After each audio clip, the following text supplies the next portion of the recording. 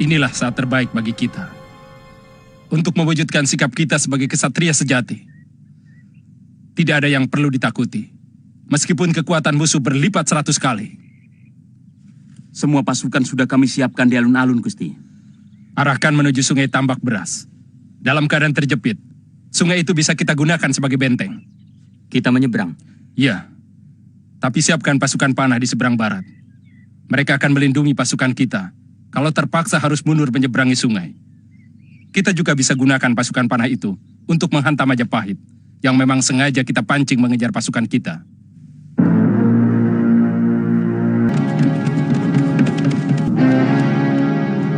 Ampun, Gusti. Mereka sudah memasuki Karang Pandan, Gusti. Siapa yang memimpin? Kelihatannya Gusti Pati sendiri. Tapi Kebo Anabrang dan Gusti Lembusora mengawal Gusti Pati.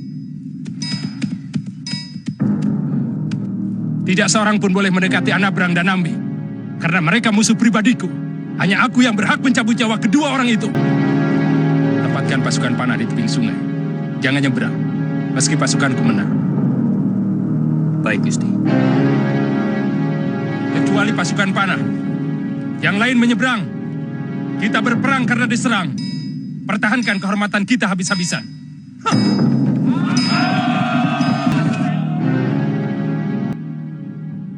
Mereka akan saling membunuh sesama saudara.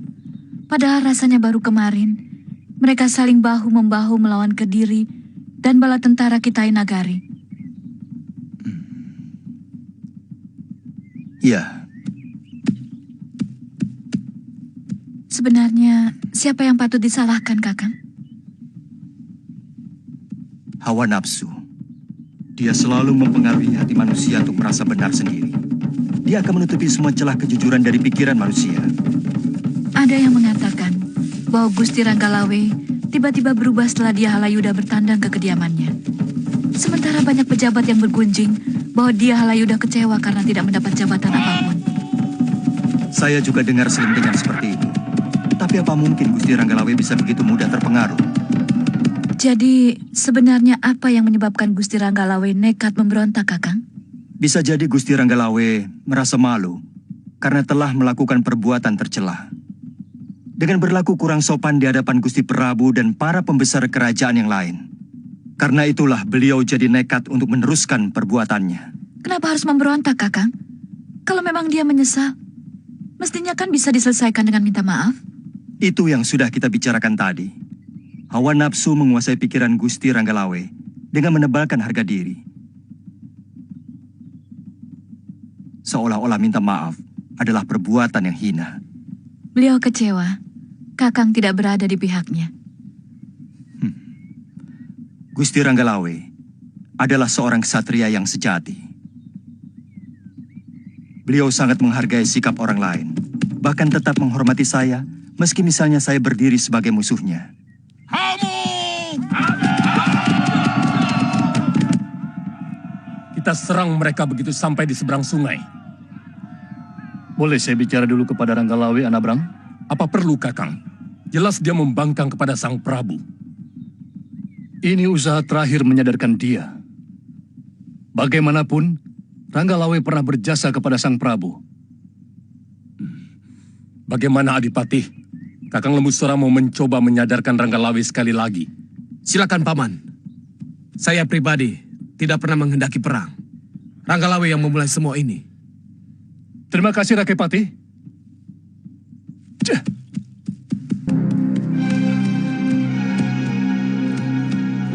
Seseorang menuju kemari, Gusti.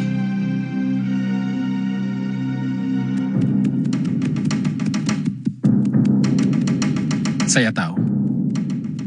Paman Lembusora. Mau apa lagi dia?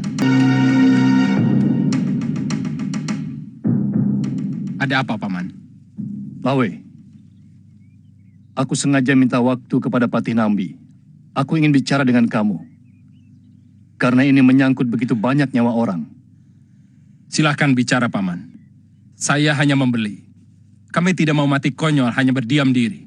Sementara tentara Majapahit ingin menghancurkan kadipaten saya. Jangan diputar balik.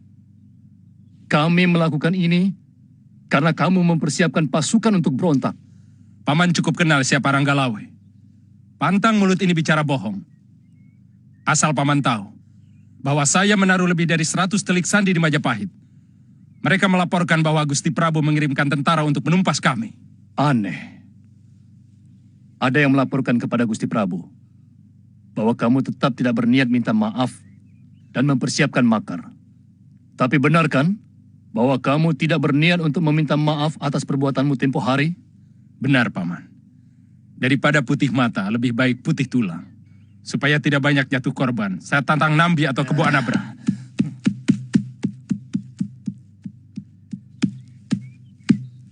Jangan remehkan Kebo Anabra, Lawe. Dia senopati yang sakti mandraguna. Biar bagaimanapun dia pernah dipercaya Gusti Prabu Kertanegara memimpin pasukan Singosari melanglang Nusantara. Dia senopati yang menaklukkan Dharmasraya dan Suwarna Bumi. Semua musuh saya anggap kuat, Paman.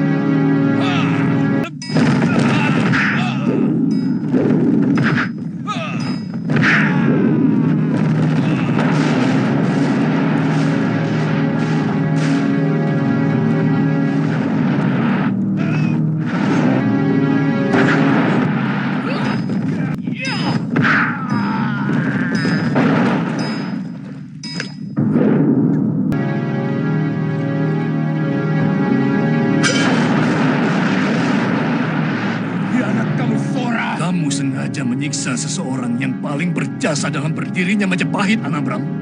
Iya!